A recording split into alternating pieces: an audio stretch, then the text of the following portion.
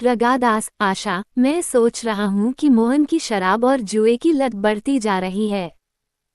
मैंने किशोर भाई साहब से बात की हुई है। उन्होंने एक लड़की बताई है। बहुत ही अच्छे घराने की सुशील लड़की है। मैं सोच रहा हूँ मोहन की शादी कर देते हैं। शायद बहू के आने से मोहन थोड़ा सुधर जाए। आशा, ये तो आप ठीक कह रहे हो। किशोर भाई साहब से बात करके हम रिश्ता पक्का कर देते हैं। सेठ दुर्गादास अपने मित्र किशोर से बात करके लड़की के घरवालों से बात करता है। उसी शाम मोहन जब घर आता है, सेठ दुर्गादास उसे कहता है, दुर्गादास, मैंने तुम्हारे लिए लड़की पसंद की है।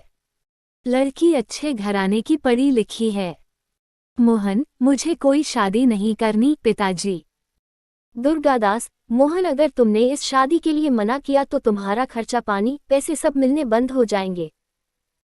पिता की कही बातों को सुनकर मोहन डर जाता है और शादी के लिए हाँ कर देता है। कुछ दिनों बाद मोहन की शादी सुहाना नाम की लड़की से हो जाती है। सुहाना बहुत ही सुशील और समझदार लड़की थी। वो अपनी सास आशा और ससुर दुर्गादास का बहुत ध्यान रखती थी। पर मोहन उसको बिल्कुल भी पसंद नहीं करता था। दुर्गादास ने सोचा था कि मोहन की शादी के बाद शायद आदतें सुधर जाएगी, पर ऐसा बिल्कुल भी नहीं हुआ। मोहन अभी भी रोजाना शराब के नशे में ही रहता था। दुर्गादास, मेरी तबीयत कुछ ठीक नहीं लग रही है। मैंने वकील साहब को बुलाया है। मैं चाहता हूँ कि मरने से पहले अपनी सारी जायदाद सुहाना बहू और उसके होने वाले बच्चों के नाम कर जाऊं। मैं नहीं चाहता कि मोहन की बुरी आदतें इस घर को तबाह कर दें। सारी जायदाद सुहाना और उसके होने वाले बच्चों के नाम करके सेठ दुर्गादास स्वर्ग सिधार जाते हैं। दुर्गादास के मरने के बाद सुहाना अपनी सास आशा का बहुत ख्याल रखती थी। वो आशा को कभी भी दुखी नहीं रहने देती थी। एक दिन, माँ जी, ये लीजिए आपका हल्दी वाला दूध। आशा, बहू, तुम मेरा कितना ख्याल रखती हो। एक मोहन है जो सारा दिन घर से गायब रहता है।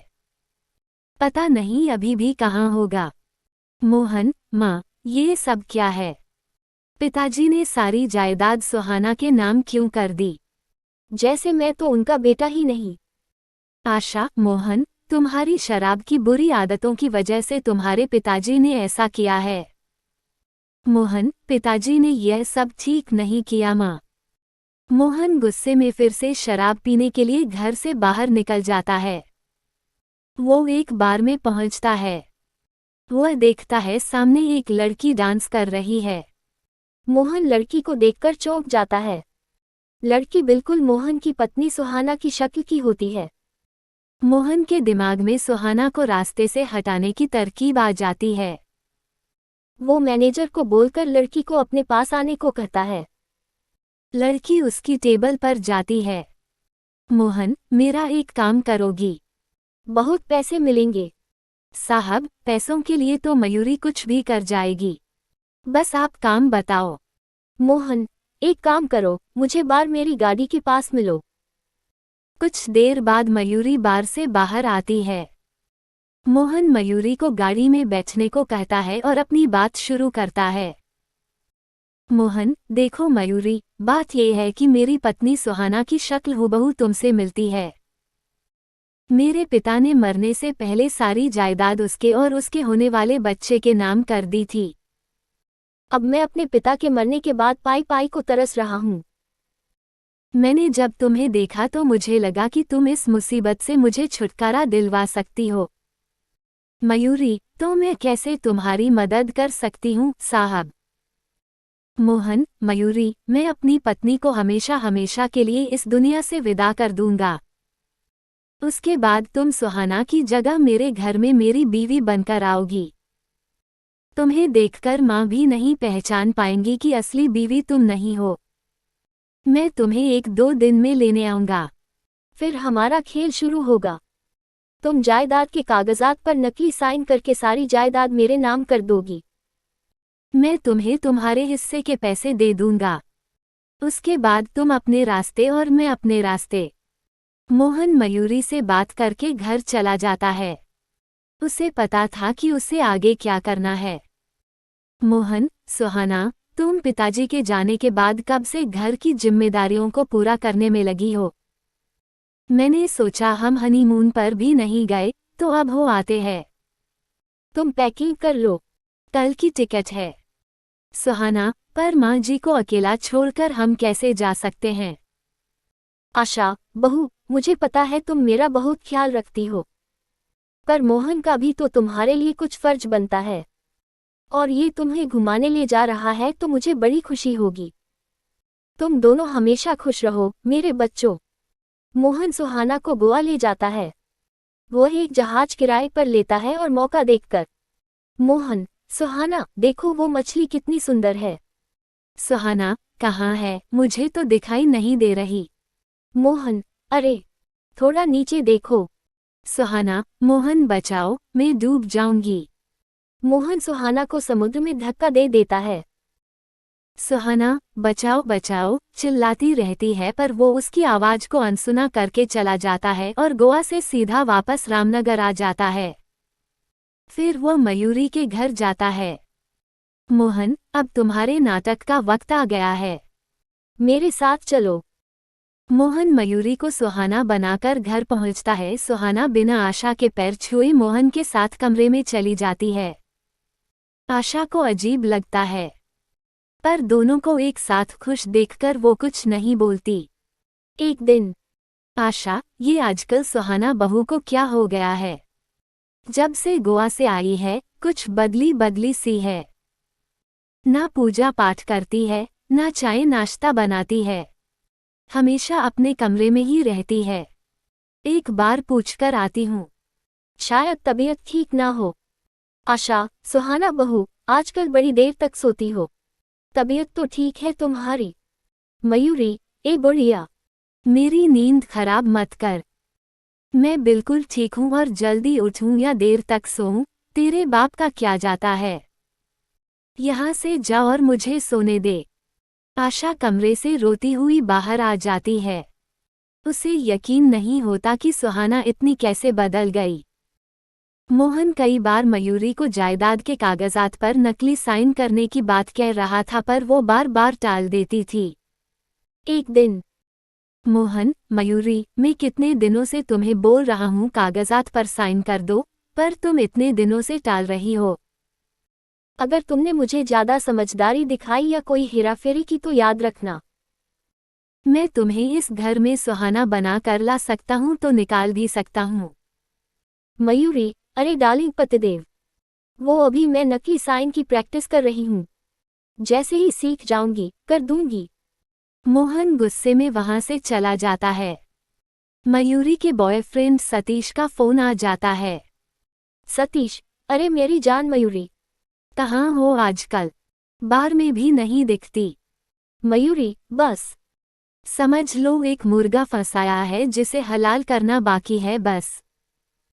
मयूरी सतीश को सारी बात बताती है और शराब पीने के लिए घर आने को कहती है।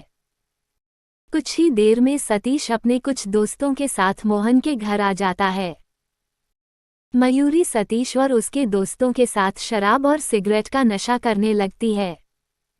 इतनी देर में आशा आ जाती है और वो मयूरी से कहती है, आशा, सुहाना बहू, ये सब क्या चल रहा है और ये लोग कौन हैं? तुम इन गुंडे लोगों के साथ बैठकर शराब और सिगरेट पी रही हो। तुम्हें शर्म नहीं आती? इस घर की बहू होकर तुम ये हरकत कर रही हो। आने दो मोहन को जरा। मयूरी, बुढ़िया, तू क्या बताएगी अपने बेटे को? वो खुद ही गलत है। और मेरे दोस्तों को तूने गुंडा बोला? तुझे तो मैं अभी बताती हूँ।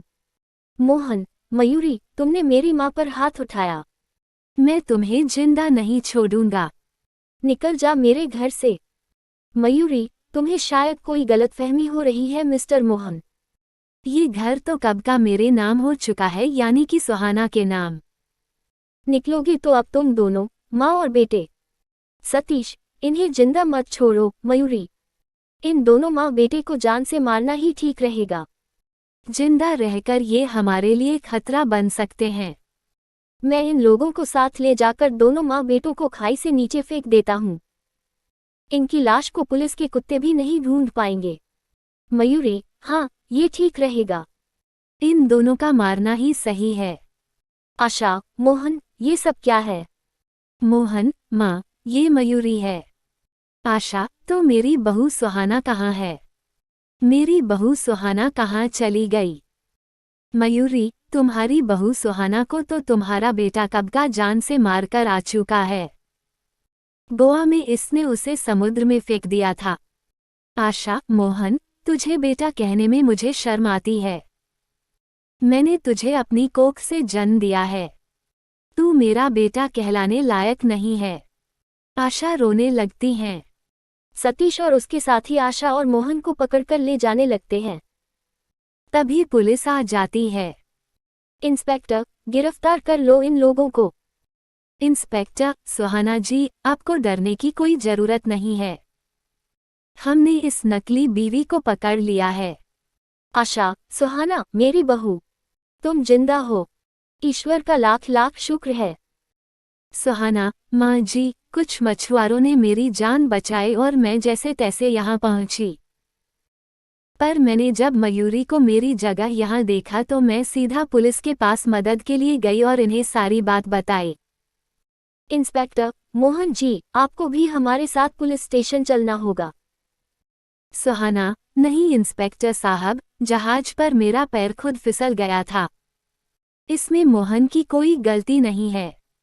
आपने मेरी इतनी मदद की, उसके लिए शुक्रिया। आप इन लोगों को ले जा सकते हैं। पुलिस मयूरी और सतीश को गिरफ्तार कर लेती है। आशा मोहन से कहती है। आशा, देखा मोहन, आज अगर सुहाना तुम्हारी मदद ना करती तो सब कुछ बर्बाद हो जाता। हमारी जान भी चली जाती। और तुमने इसे जान से मारना चाहा। मोहन, सुहाना, मुझे माफ कर दो। मैं अपनी बुरी आदतों के नशे में सही और गलत का फर्क भूल गया था। सुहाना, नहीं नहीं, आप मुझसे माफी मत मांगिए। जो होना था सो हो गया। आप दुखी मत होइए। मैं आपसे बिल्कुल भी नाराज नहीं हूँ। सुहाना की अच्छाइयों ने सुहाना को जिंदा रखा और उसने अपने परिवार को भी बचा लिया। उस दिन से मोहन भी सुधर जाता है और काम पर जाने लगता है। ये देखकर आशा बहुत खुश होती है और सुहाना को गले से लगा लेती है।